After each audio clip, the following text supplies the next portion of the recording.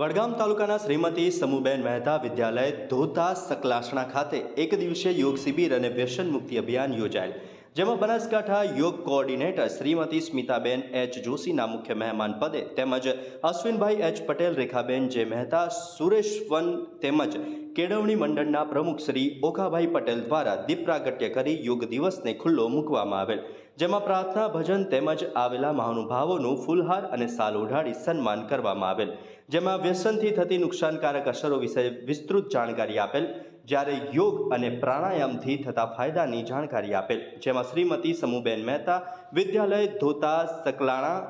કેળવણી મંડળના પ્રમુખ, ઉપપ્રમુખ શ્રી